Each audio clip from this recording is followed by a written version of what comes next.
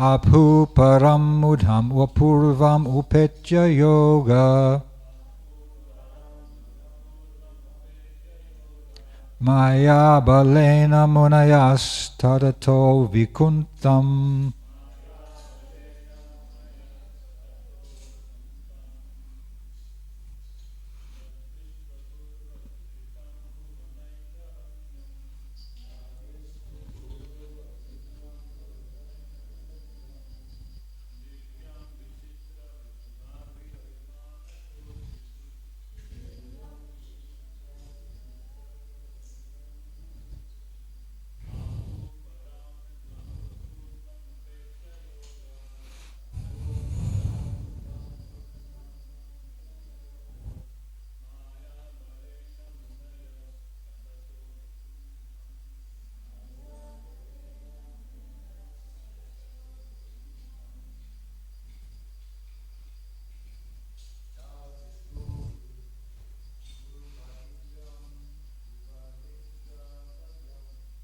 Tad Vishvaguru Adikritam Bhuvanaika Vandyam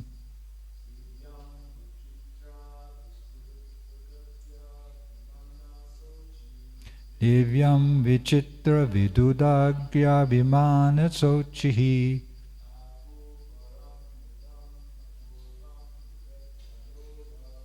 Apu Param Mudama Purvam Upetya Yoga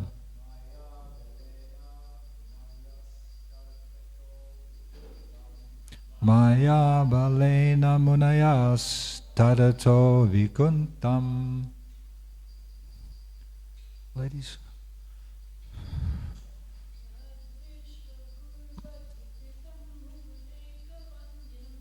Tad Vishvaguru Adikritam Bhuvanaika Vandyam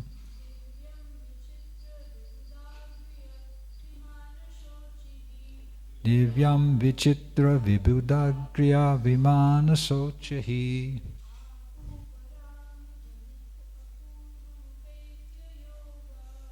Apu Param Mudama Purvam Upetcha Yoga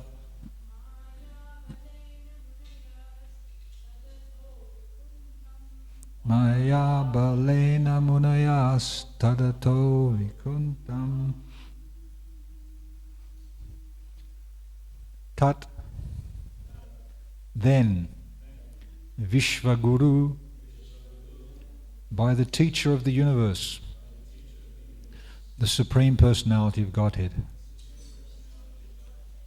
Adikritam, predominated, Bhuvana, of the planets, Eka, alone, Vandyam, worthy to be worshipped, Divyam, spiritual, Vichitra, highly decorated, Vibhuda Argya, of the devotees, who are the best of the learned, Vimana, of the airplanes, Sochihi, illuminated, Apuhu, attained, Param, the highest, Mudam, happiness, Apurvam, unprecedented, Upetya, having attained, Yoga Maya, by spiritual potency, Balena, by the influence, Munayaha, the sages, Tat, Vaikuntha, Ato, that, Vikuntam, Vishnu. Translation. Thus the great sages, Sanak, Sanatan, Sanandan and Sanat Kumar, upon reaching the above-mentioned Vaikuntha in the spiritual world by dint of their mystic yoga performance, perceived unprecedented happiness. They found that the spiritual sky was illuminated by highly decorated airplanes piloted by the best devotees of Vaikuntha and was predominated by the Supreme Personality of Godhead. So just to summarize the purport, and then we'll go to a particular aspect, because this verse was spoken about on Monday. This chapter, Description of the Kingdom of God, has been describing different aspects of Vaikuntha. The flowers that are there, the trees that are there, the birds. Vaikuntha is the realm beyond the material realm.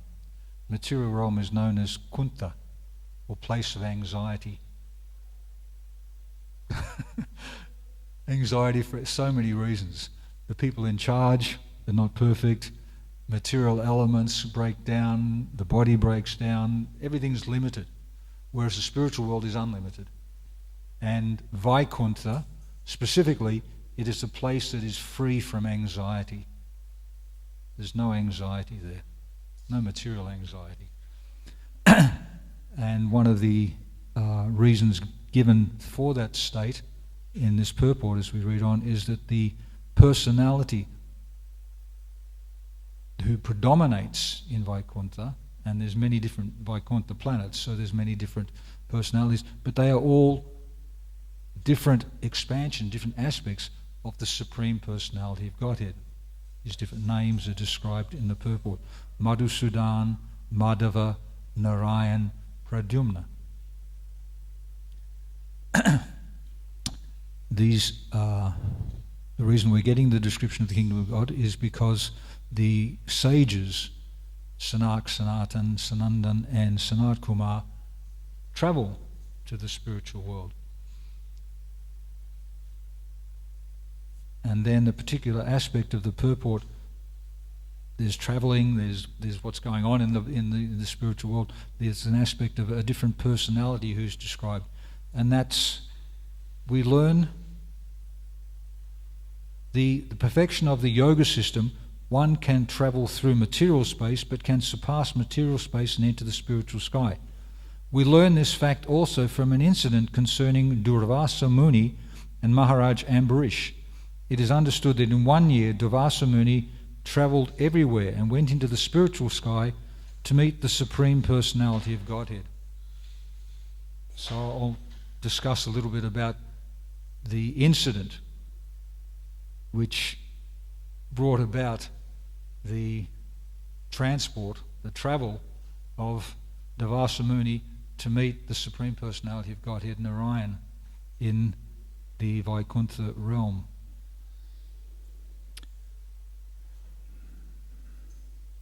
One of the first books that Srila Prabhupada published was called Easy Journey to Other Planets. And it came out at a particular time when there was the space race going on. It's always been a goal to travel, and to travel into outer space. So Srila Prabhupada, he presented another dimension. He upped the ante. He described easy journey to other planets. And not only material planets, but spiritual planets. And he used the terms that were in vogue at the time, the scientific concept of material and anti-material. So we're hearing how by the yoga system one can travel through the different pathways, through the airways, and reach higher realms. Well, this is not dependent upon material conveyances. Even now, when the airplanes are flying around on their long distance routes, they have to follow a particular pathway. They get in touch with the air traffic controller and they say, we'll go up to this height and then go here, and then at this point then you go a little bit, go in that direction. There's only particular pathways that you can travel on. The yogis, they knew the pathways by which you could go into the river at one point and then come up in another completely different river at a far distant place. They could travel through a pathway. So the yogis, they can travel by using mystic cities. And it was described that the four sages, they travelled beyond the material realm by exercising the city known as, I can't remember the name of it, but it was the city which enabled them to become lighter than the lightest. The reason why you have to have a big rocket to get up into outer space is that you have to overcome the heavy weight of gravity. You have to use all of this propulsive energy to get beyond the pull of gravity. Whereas the sages, they just didn't have any weight. They became lighter than lightest. They could traverse everywhere. So suddenly they found themselves at the door of Vaikuntha. You can travel there, but there's no mention that they entered into the realm of Vaikuntha and stayed there. They travelled there and they came back. They had particular desires.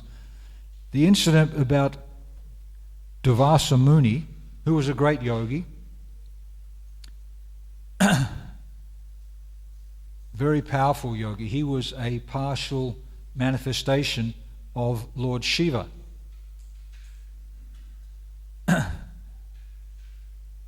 Lord Shiva has another name which is Rudra, and there is a principle in the material world. Rudra is the anger principle, the very powerful energy, the very the thunderclaps, that's the lion, the ability to capture and devour other lesser beings. This is the Rudra principle. So Durvasa Muni was possessed of the Rudra principle. He was a great yogi, but he was considered to be a Brahmana, an elevated Brahmana. Brahmana is one who is considered to be the first class individual when you talk about the classification of different levels of civilized beings. So the Brahmana is the first class. They know how to control their senses, they know how to control their mind, they know how to perform austerities. They know how to exist, to maintain their existence in the mode of goodness. And in the mode of goodness one can feel satisfaction, peace, and see things clearly. Whereas the anxiety which is there is also, it's exacerbated because people, they get caught up in the lower modes, the modes of passion and ignorance.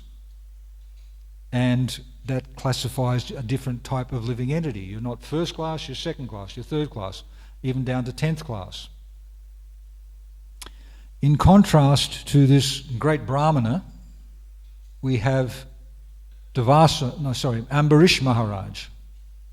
Ambarish Maharaj is considered to be a very exemplary example of a pure devotee. There's a difference between a self-realized Brahmana who has gotten to a certain stage of self-realization and a Vaishnava. Their level of realization, they already practice the behavior of a Brahmana, but then they become more self-realized. In spiritual terms, there's perfect, more perfect, and most perfect. So to be self-realized on a particular level, that I'm not the body, is considered perfect. I'm not the body is a lump of matter, it's subject to birth, death, old age and disease, decay, and therefore is anxiety.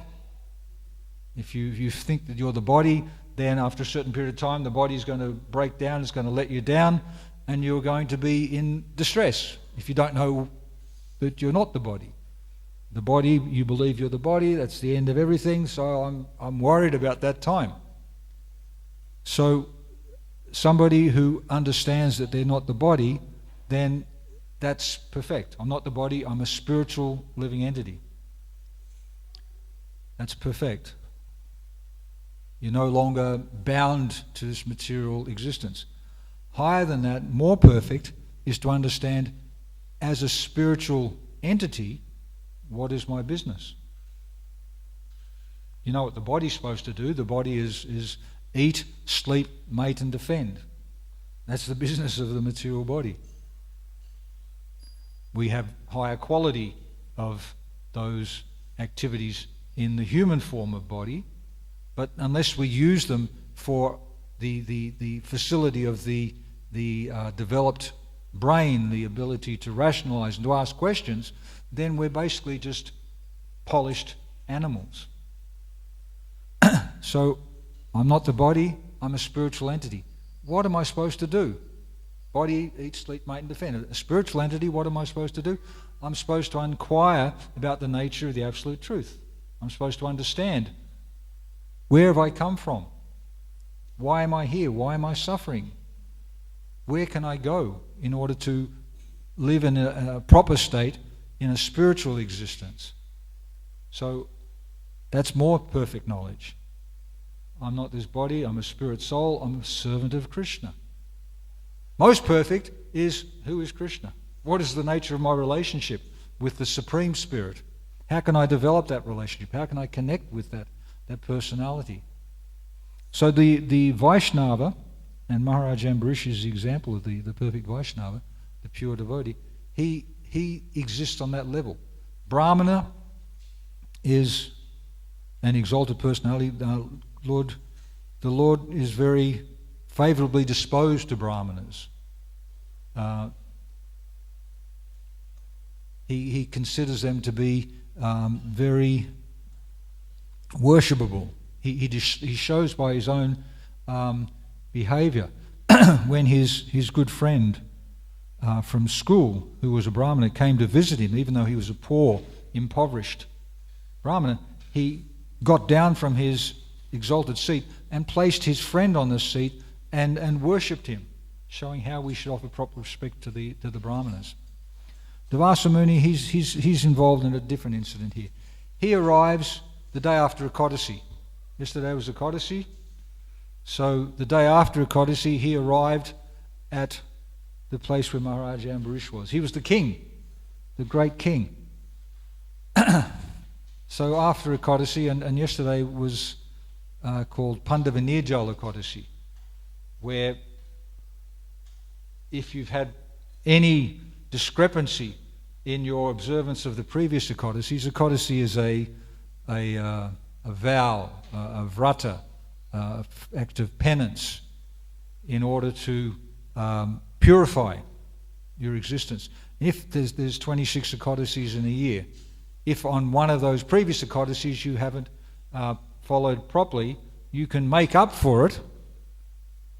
Or if you haven't followed any Ekadasi, which was the case with Bhima, one particular Ekadasi encapsulates the benefit of all the other Ekadasis. So if you follow that Ekadasi fully, the vow involves fasting and avoiding even water, and also staying awake all night, and hearing and chanting.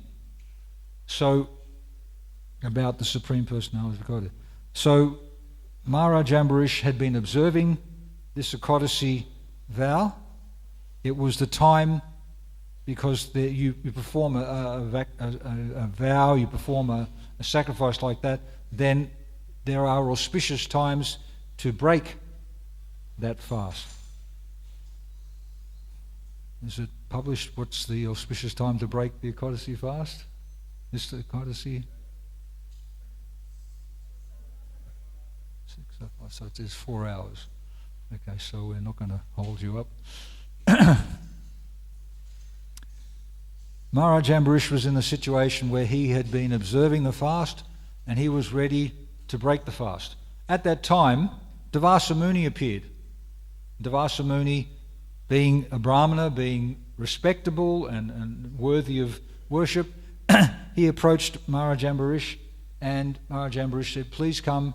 I can give you some shelter. I can give you some. Take a meal." When you have a guest arrive, an uninvited guest, then your obligation is to look after your guest first. There's a principle called Atiti Bhagavan Seva.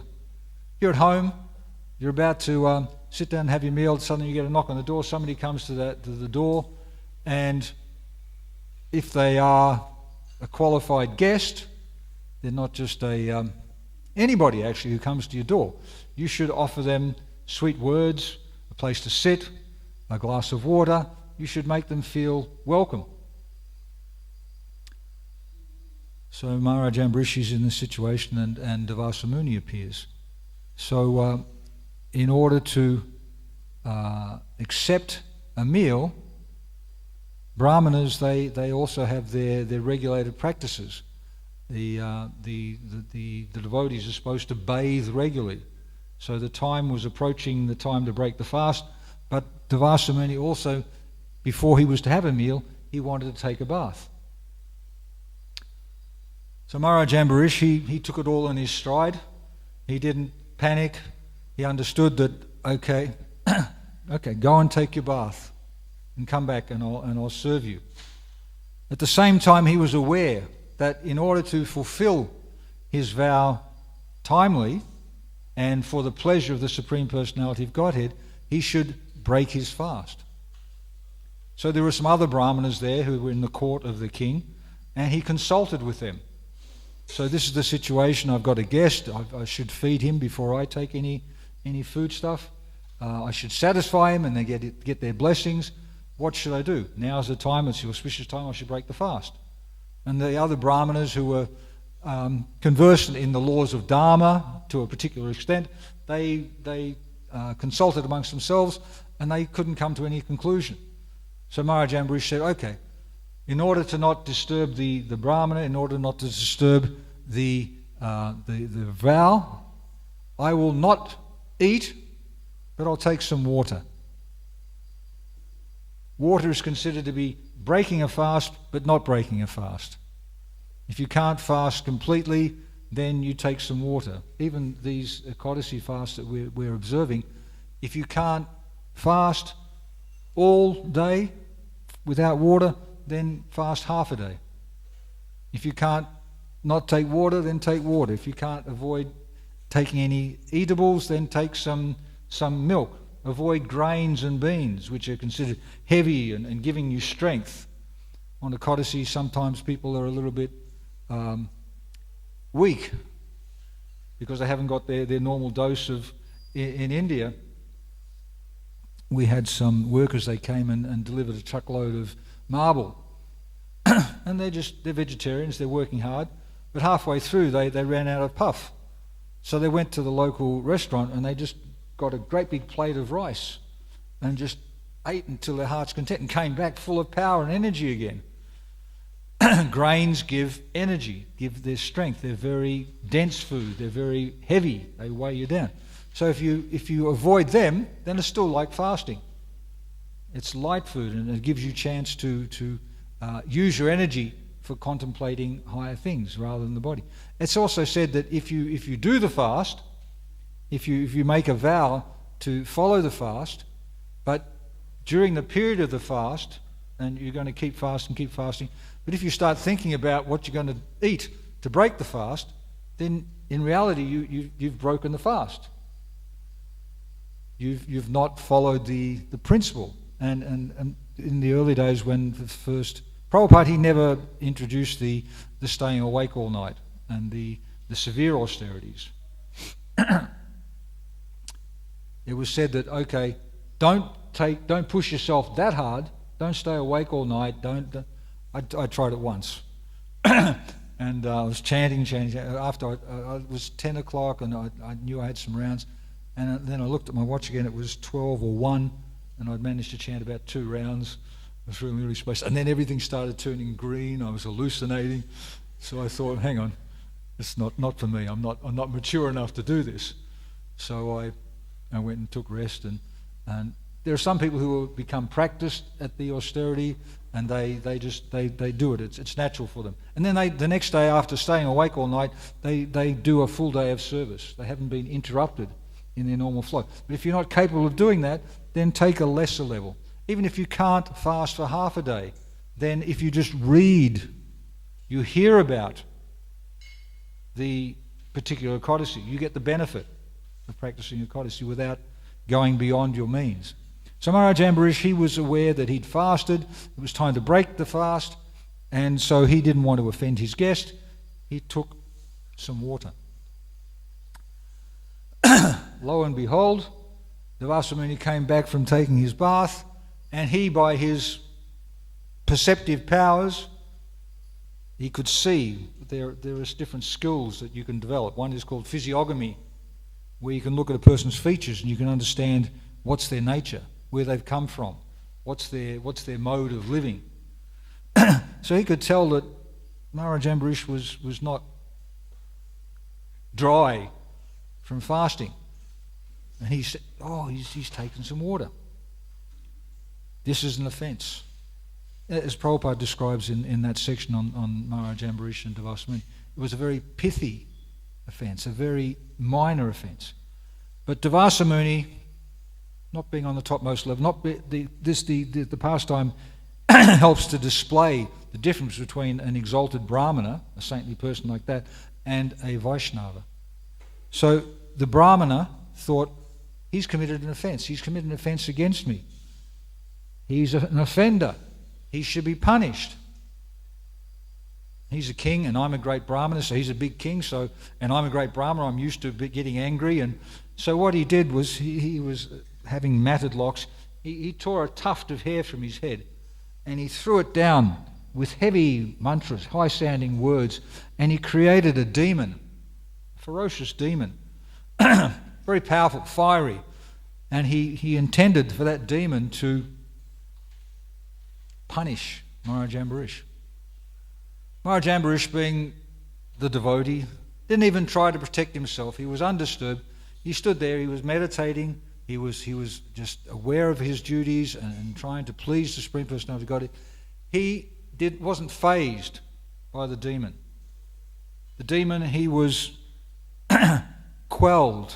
His energy was surpassed by the protective energy of the Supreme Personality of Godhead, who sent his disc, his blazing disc called the Sudarshan Chakra. Sudarshan Chakra quelled the demon, protected the devotee, and then went on to punish Maharaj and Durvasa Muni. Brahmanas, they can become very powerful, and within that power they can understand the laws of the universe. They can adjust. The yogi can adjust the laws of nature. But Brahmanas, if they're a little bit proud, they can also get involved in cursing. And their curses, if they curse you, they can unleash powerful energies. So most people, being aware of the power and the aspect of a Brahmana, they're very careful. They tiptoe around them. They don't want to offend them. But if you're not powerful enough, the curse that you unleash, it can come back on you. So, and when you do use your Brahma Tejas, your energy, to utter a curse, then you're diminishing your benefit, the austerities, the benefits that you've achieved from those austerities. So it's risky business. Durvasa Muni, he was used to it. He was doing it often. You can hear about some of his other incidents. People were very frightened of him. But not this case. Maharaj Ambarish, he just respectfully accepted whatever was happening. The Sudarshan Chakra saved him and then went about chasing Durvasa Muni. He felt the disc just behind him, harassing him. He felt the heat. So he just started traveling all over the place, trying to get away from the disc. He went all over the material creation, and then he actually, at the end, in the material creation, he went to the topmost levels within the material creation. He went and saw Lord Brahma. He went and saw Lord Brahma, the creator of the material cosmos. And he asked, can you help me? Can you protect me? Can you save me? Lord Brahma, very powerful. He resides on the planet Brahma Loka. Durvasa Muni, he went and took residence there. It's easy to get there. Brahma, he's the chief there. And he's created the whole material. But he informed Durvasa Muni, sorry, this is not my energy. It's coming from another realm. I cannot counteract this energy. Go and see somebody higher than me. So Durvasa Muni went to see Lord Shiva. He was a partial manifestation of Lord Shiva, and he felt that he could get shelter from Lord Shiva. He went to see Lord Shiva. Lord Shiva also said, this is not my energy. This energy is coming from the Supreme Personality of God. Vishnu, he's the one who can protect you. There was another demon who got a benediction from Lord Shiva. He performed austerities. He was sitting for a long time. Just an austerity means you sacrifice your time. He was sitting in front of a fire and he was sacrificing his time. He was chanting mantras and he was cutting off pieces of his own flesh to offer them into the fire. In the fire, you have to feed the fire. So he was feeding the fire with his own flesh.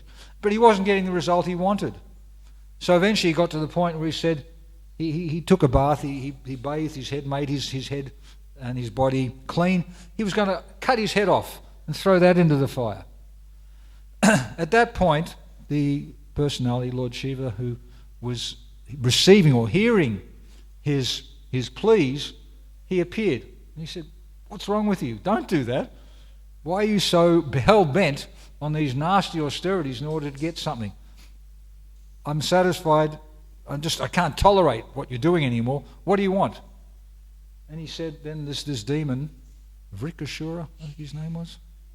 He said, I want a benediction. I want power. You worship these other demigods to get power. And there's a lot of nasty people who are worshipping the black side of things, the Satan, and they're getting power to control and manipulate. But it's dirty, very dirty. So Lord Shiva, he came and he gave him the benediction. The benediction this demon wanted was that he wanted the power that by his very touch, his finger, he could touch somebody and they would burst into 1,000 pieces. So Lord Shiva said, okay, so be it, have the benediction. And then the nasty demon, he looked at Lord Shiva and he thought, and Lord Shiva could read his mind, being aware of the subtle energies, he wants to exercise that power on me. So Lord Shiva he took off. And he went, eventually, he couldn't escape from him, he went and took shot of Lord Vishnu. Lord Vishnu said, okay, leave it in my hands. Lord Vishnu appeared as a little Brahmana boy, and he came and appeared before the demon and said, hey, well, who do you think you are? What's going on? What are you so fired up about? He said, well, I got this benediction, Lord Shiva, and I want to exercise. He said, well, how do you know? How are you sure that Lord Shiva has actually given you that benediction? You're wasting your time. You should test it out. So the little boy, in an innocent way, appeased and appealed to the demon. He said, why don't you just test it on yourself? So the demon, being a little bit in the mode of ignorance, a little bit silly, he thought, yeah, I better do that before I get myself into more trouble. He put his finger on his head, and his head burst into 1,000 pieces. So Lord Vishnu was smart enough to outwit this nasty demon and put him in his place. Devasa Muni, he's been advised, go and see Lord Vishnu again. He will help to deal with this situation you're in. So Devasa Muni, he went to the spiritual world. Just a little bit, just imagine or just think about his motivation. Why is he traveling like this? Why do people travel? They want to get something better. They want to enjoy in a different way. They want to experience something. So he wants a relief from the misery which he's created himself. So he can go to the spiritual world to take shelter of Lord Vishnu. Lord Vishnu in the Vaikuntha realm, he understands everything and he has an attitude towards Devasa Muni, mainly because it's his energy from Narayan which sent the Sudarshan to protect his devotee. So he's an offender to one of his devotees. But he's a Brahmana, he's an exalted personality. Brahmanas should be punished in a certain way. All living entities, if you do something wrong, you're going to get punishment. Brahmanas should not be killed. It's a great offense to kill a Brahmana. Equivalent to killing is to blaspheme or say something nasty about a Brahmana. To just speak ill words about a Brahmana. That's equivalent to killing. That's considered to be one of the main sinful activities that one can perform. To kill a Brahmana, to blaspheme a Brahmana, to kill cows. There's 5 mahapap, great sinful activities. So the punishment for a Brahmana normally is to, in the case of Ashvatthama, was to make him look funny, to cut the jewel off his head and to shave his beard in a funny way, to disfigure him, to disrespect him. And that was equivalent. If you lose your honour, then it has a major effect on you. I'm supposed to be a Brahmin, I'm supposed to be self-controlled. Now everybody will think of me as one of those abominable snowmen. Ashvatthama is wandering around the Himalayas still. But as somebody who's frightening and not somebody who's pleasurable. A Brahman is supposed to have, attractive qualities. So Devasa Muni, he was harassed by the disc, and he had to try and escape. He was being punished, and it took him a year.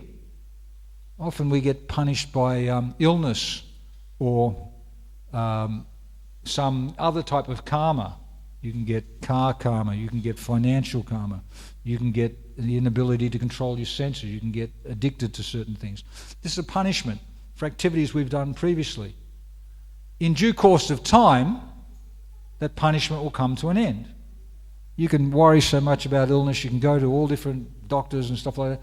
But if you just pay the price, you perform austerities, you control your mind, control your senses, you just understand the problem with your attitude. You go to the doctor and you pay the price for an operation, you get the proper medicine. Then in due course of time, that reaction will subside. It's a time thing. So Devasa Muni, he spent a year trying to avoid this reaction catching up with him. Fortunately, because he's come in contact with a great devotee, Maharaj Ambarish, and now he's in Vaikuntha, he's with the Supreme Personality of Godhead, they're showing mercy upon him.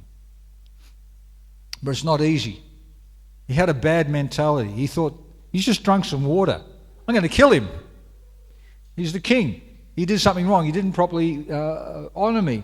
So I'll kill him.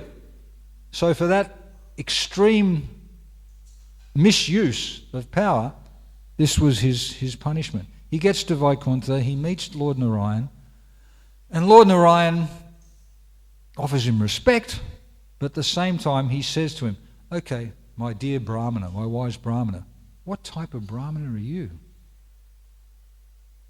A Brahmana is supposed to be learned, but in your ignorance, now you're running in fear of your life. You're worried about your body. And this great devotee, the king, okay, he should be worked with rather than sentenced to death for just drinking some water. The value, you can't understand the value. You can't understand the value of a devotee. You're an exalted personality. You're very learned, but you haven't actually got to the topmost level of truth. You understood Dharma, but just the externals of Dharma, the internals of Dharma, as Krishna says in Bhagavad Gita, Sarva Dharmam Prityagya Mamekam Sharanam Vraja. Abandon all varieties of religion and just surrender to me. Don't think that you're a great personality, that you understand everything. Understand that you're insignificant and understand how great the Supreme is and take shelter. Surrender to the Supreme. Recognize your little position. We're small. We're minuscule. We're small. We're very weak.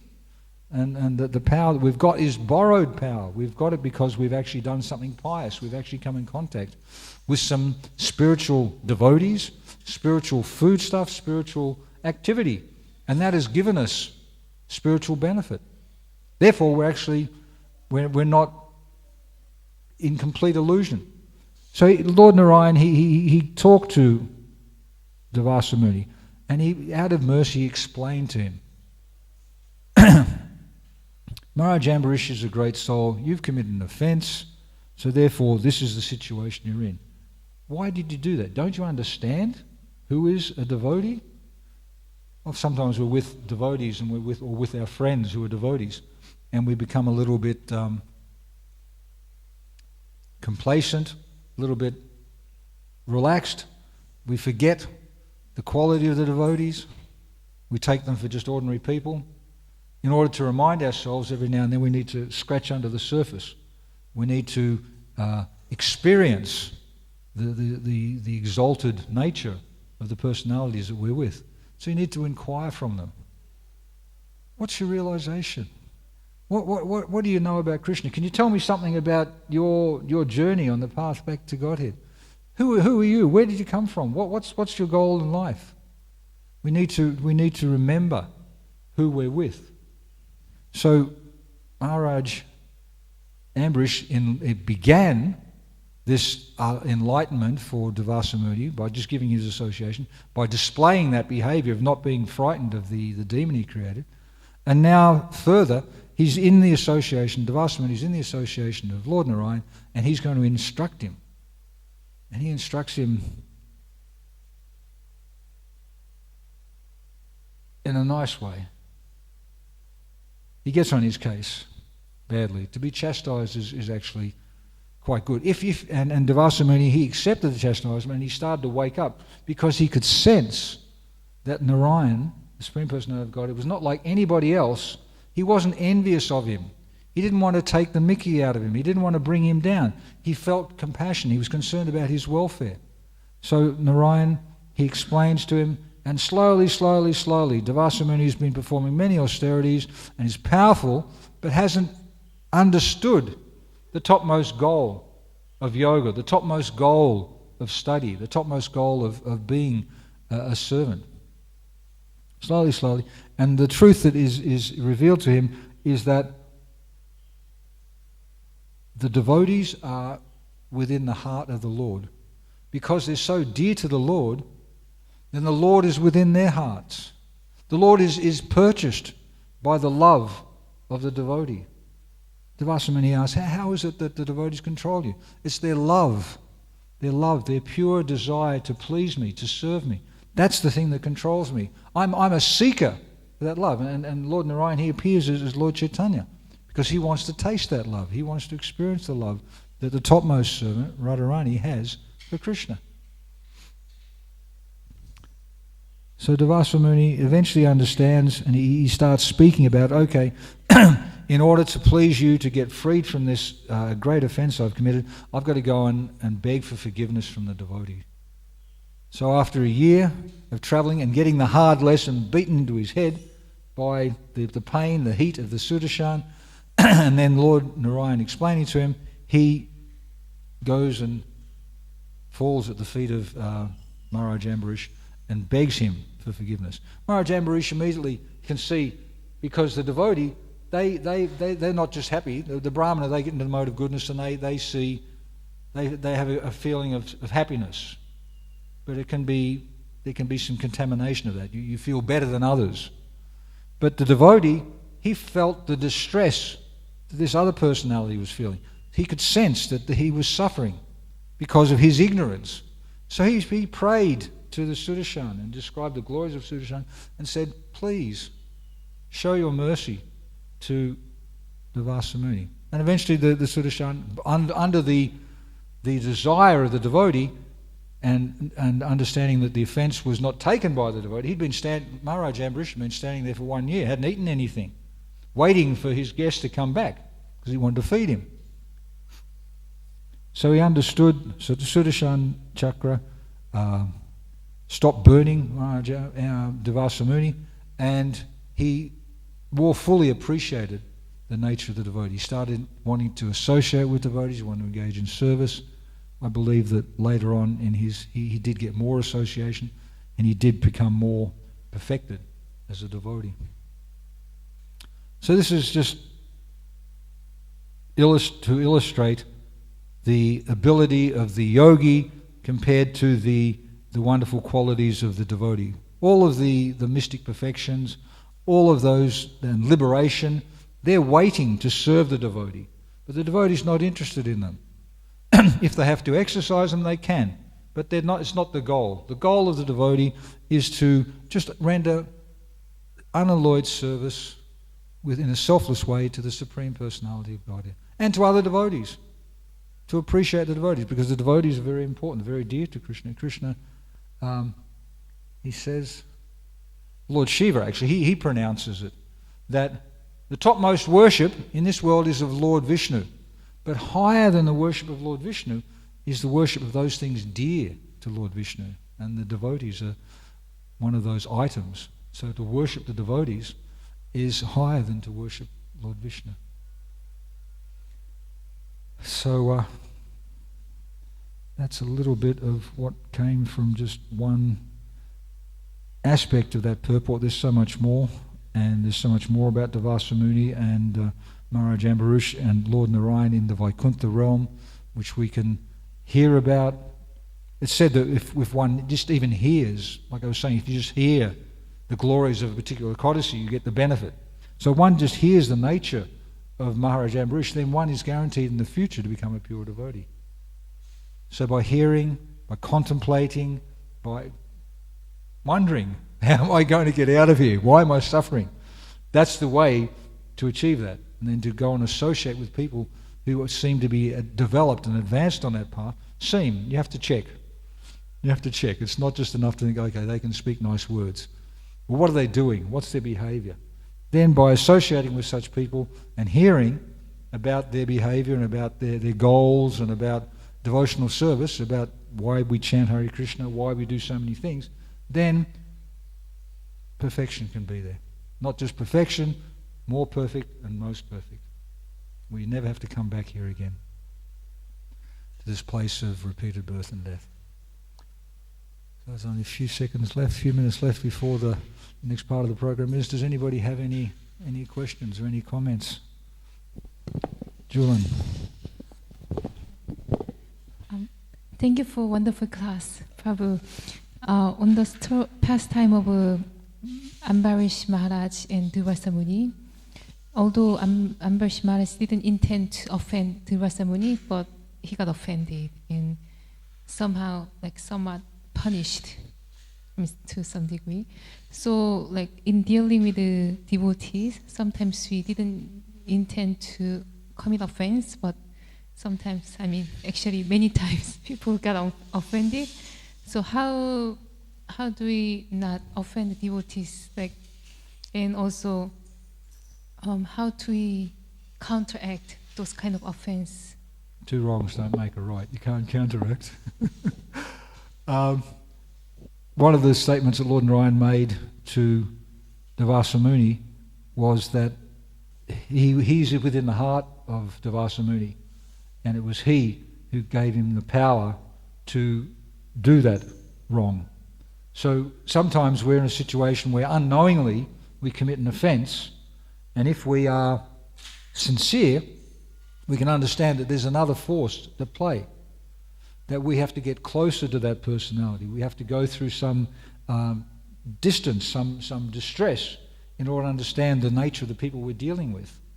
And then when we come to our senses and we understand, okay, I took for granted this situation, but somehow or other by my previous existence or anything, I'm offensive. Basically, we are offensive. To be here in the material world means we're offensive. We're envious of the Supreme Personality of God. We wanted to come here and enjoy separately from Him. So at that time, we go and we inquire. We take shelter. We can work out where is the situation where I can get relief.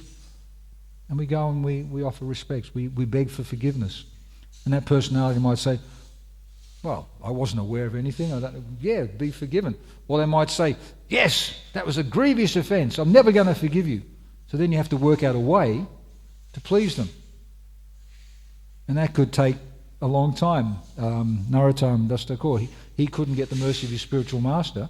He said, I'm not going to accept any disciples. So he spent a year serving him. And eventually he performed such a wonderful service. He was cleaning up his toilet. And then his spiritual master recognized him. So it takes time. But at least the beginning of rectifying something is understanding that you've done something wrong. Or something is not right in the situation, in the air, in the atmosphere. I'm too proud. I'm too confident. I'm too passionate. So therefore let me try and adjust my behaviour and see if I can get more clearly what's wrong. And then afterwards, Jagai and Madho, they were forgiven from their offences. They were forgiven, but they wanted to make amends for all of these sins that they'd committed. They gave everybody whose family who they'd committed some offence, they looked after them, gave them funds, they made sure that the guts were clean. They went out of their way to look after the people that they had offended. Is that okay? Thank you.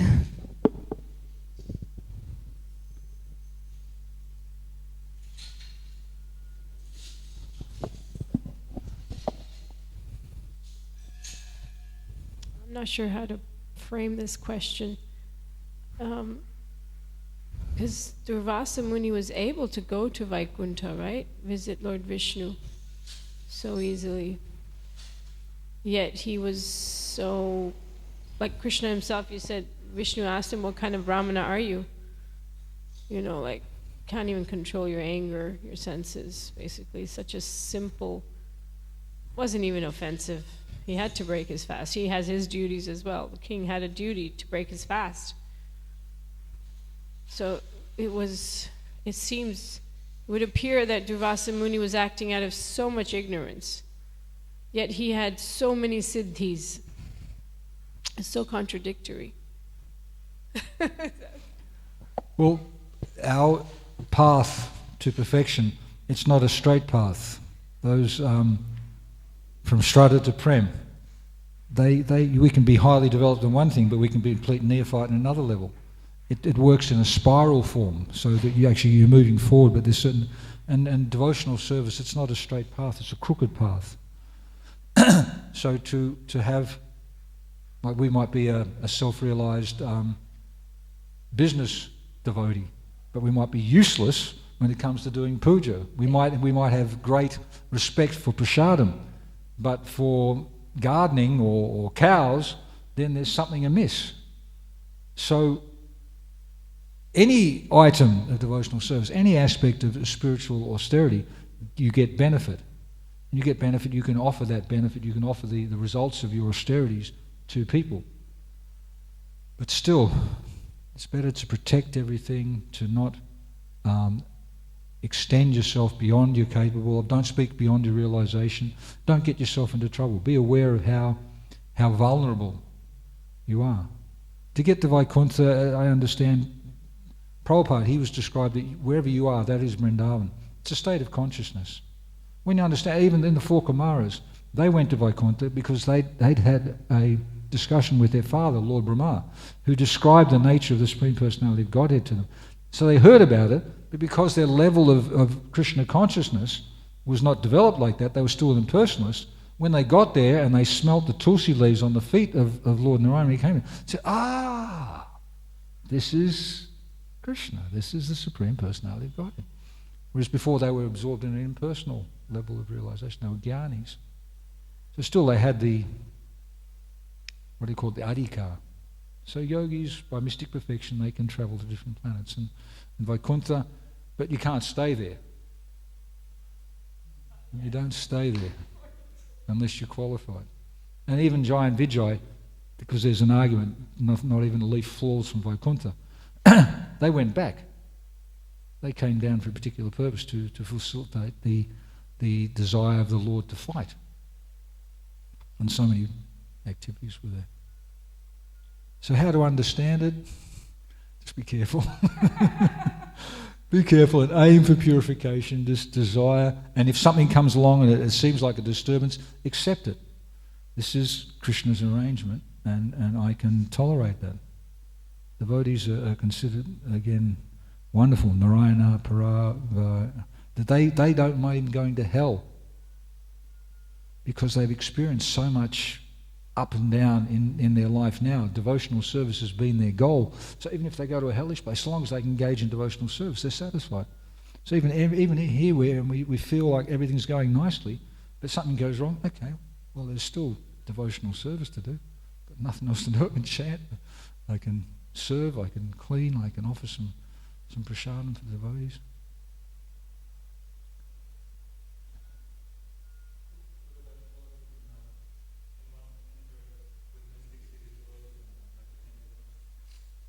Turn to Goloka Vrindavan. Can anybody go to Goloka Vrindavan? Potentially yes. And it's said from the Caitanya Caritamrita that there are two types of lovers of Krishna. There are those who are engaged in the activity which is being described and those who hear about it. So you can enter into the spiritual world. We're hearing about the spiritual world. And our consciousness can be there. It's just a bit of time. And actually we're blessed. That's what we're heading for. It's said that in due course of time you'll become a pure devotee. In due course of back to God. That's where you'll end up. How long it takes, that's not stated.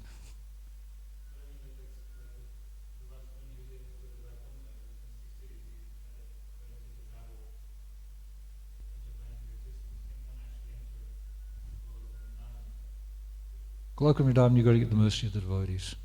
So he had the mystic city, Lord Brahma. He could go to a high planet, high realm, but he couldn't go beyond that. I mean, he had to fall down. Aruri Krichena, unless you have developed that attachment to the lotus feet of the Lord, you can't stay there. He had to come back down and take shelter of Maharaj Ambarish, and he had to then get more instruction, more association with devotees so that he could actually clarify, clean up, purify the things that were preventing him, the ignorance that was there.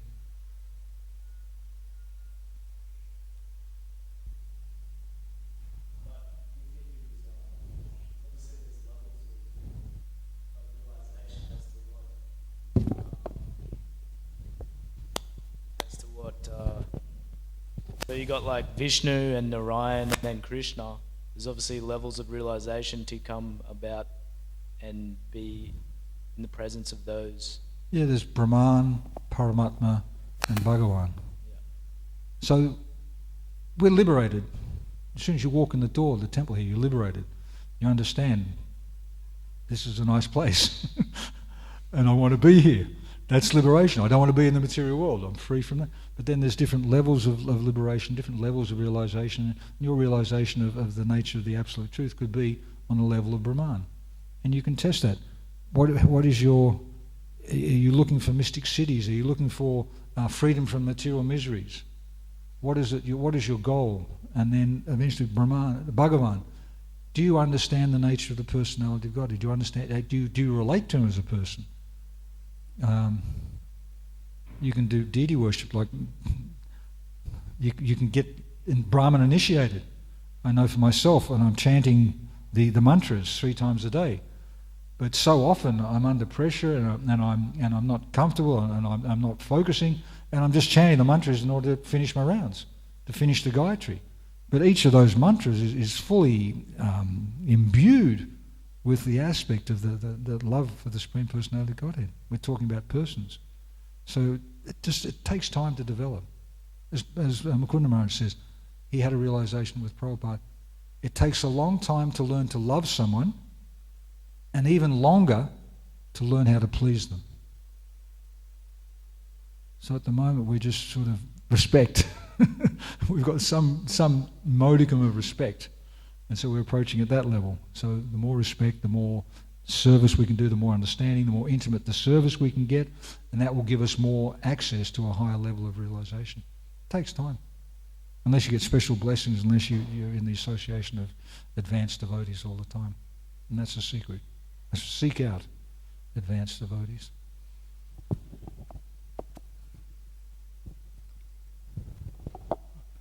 Thank you, Prabhu, for your teachings this morning. I would like to ask a question about the chakra that you were talking about, the fire spinning disc. Yeah. What was the name, and if we have time, can you explain a little bit further on that chakra? It's a vast subject. This chakra is known as Sudarshan. Sudarshan. Darshan means to see. Su is very auspicious. Sudarshan it manifests. He manifests in the form of a razor sharp disc, which is the personal weapon of the Supreme Personality of Godhead. Sudarshan it indicates the glance of the Lord. It's by this Sudarshan, by this glance, the Lord, he creates the material world by his glance. He doesn't come here and just by glancing over it. So Sudarshan is the personification of that glance, and manifests as a weapon, as a personality that the Lord is very attached to.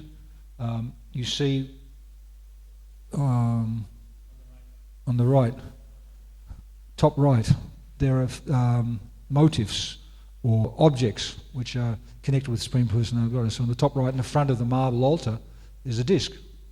I see. And then next to it is probably a conch, and on this one we've got, no, here's the conch and here's the lotus. So it must be the club. The club and the disc are there. They're items which are associated with, connected with the Supreme Personality of Godhead. Thank you, Prabhu. Chakra. Okay, thank you. Thank you for your time. Hope you had a good Ekadasi. Ekadasi is devotional service. To honour Brahmanas, that's a religious activity. Ekadasi is a spiritual activity. The goal of Ekadasi is to please the Supreme Personality of Godhead, Mother of Devotion. Hare Krishna. Srila Prabhupada ki jai.